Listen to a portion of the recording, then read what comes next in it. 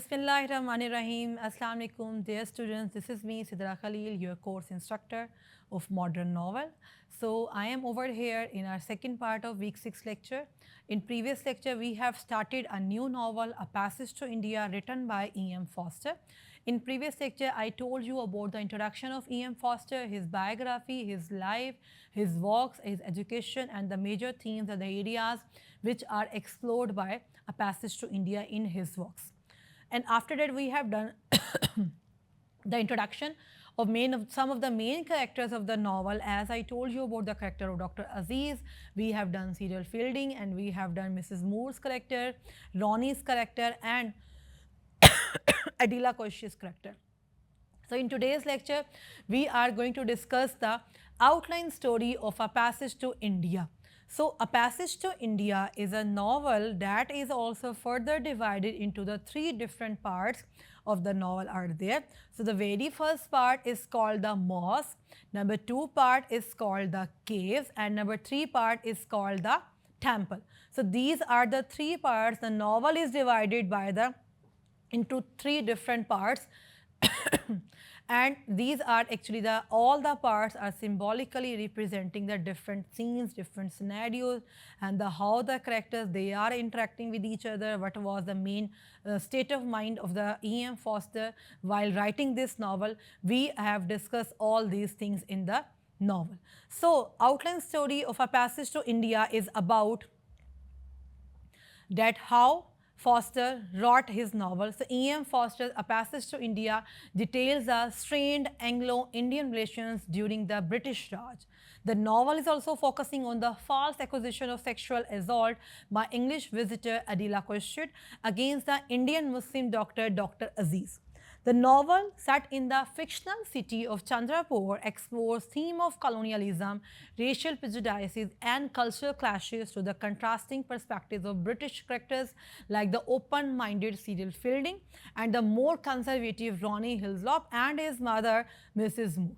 The story culminates in the sensational trial where Adela retracts her accusation, leading to Aziz's acquittal but not the healing of deep divisions between the communities, ultimately demonstrating that true connection is dotted by colonial power structures.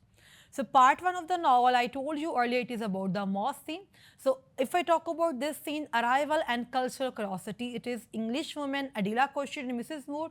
They arrive in India hoping to experience its real India. Actually, the line said by Adela Koish is that I want to see the real India. What does it mean, the real India? Actually, this shows their own interest.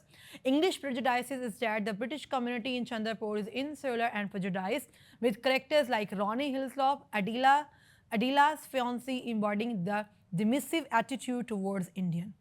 Friendship and the Malabar Cave. Dr. Aziz and Cyril Fielding, a more open-minded British educators, form a friendship with the Indian doctor, Dr. Aziz. Aziz's invitation. So Aziz actually invites Adela and Mrs. Moore to visit the nearby Malabar Caves, a trip intended to foster understanding and goodwill between the cultures. Now I am talking about the part 2 of the novel, that is about the cave. The most important scene of the novel occur over there, that is called the Malabar Caves incident. So the incident actually is what? During the expedition, Adela experiences a frightening incident in the cave, and upon returning to Chandrapur, accuses Dr. Aziz of sexual assault. Trial and division. Now this scene will occur over here. Trial scene was very much important. The accusation leads to Aziz's arrest and a divisive trial, highlighting the pervasive racial prejudice as most British characters assume his guilt despite a lack of evidence. So Mrs. Moore's crisis. Mrs. Moore, disillusioned by the trial and the spiritual emptiness she experiences in the case, withdraws and later dies on the journey going back to England.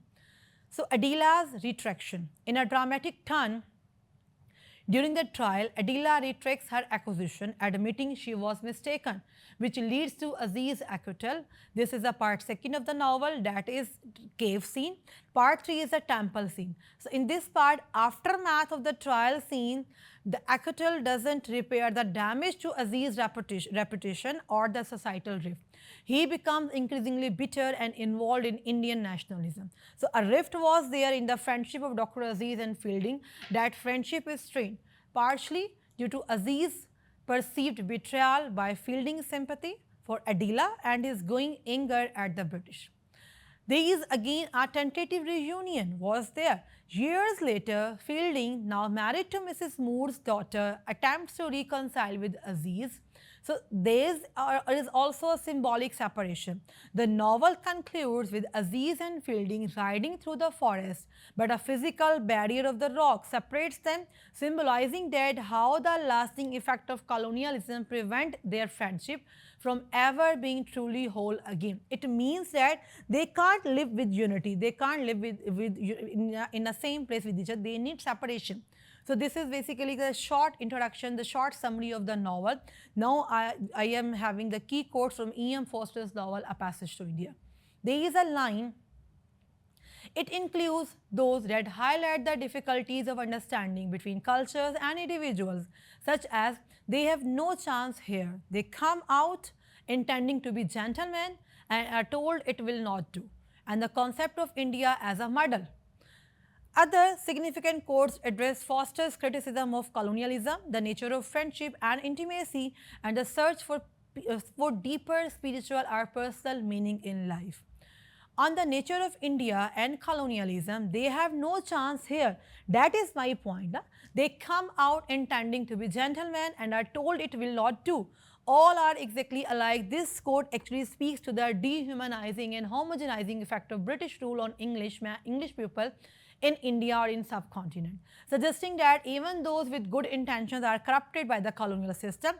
Another quote is a mystery is only a high sounding term for a model, and me and the Professor Godbole I am talking about, know that the India is a model.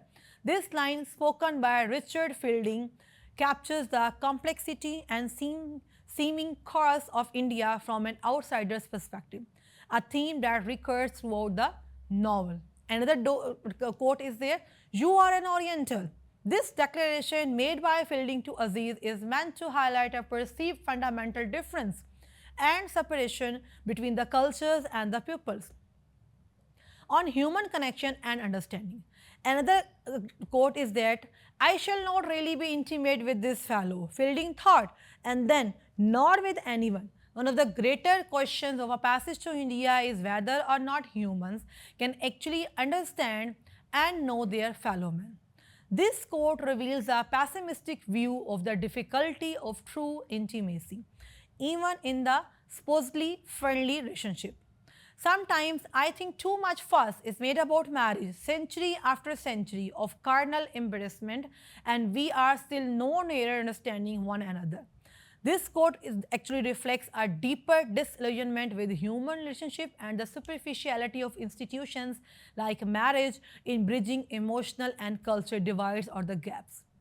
And when I talk about on life, meaning and disillusionment in Europe, life retreats out of cold. But in India, the retreat is from the source of life, the precious sun, and no poetry adorns it because disillusionment cannot be beautiful. This poetic quote contrasts Europeans' life with the hardships of Indians' life.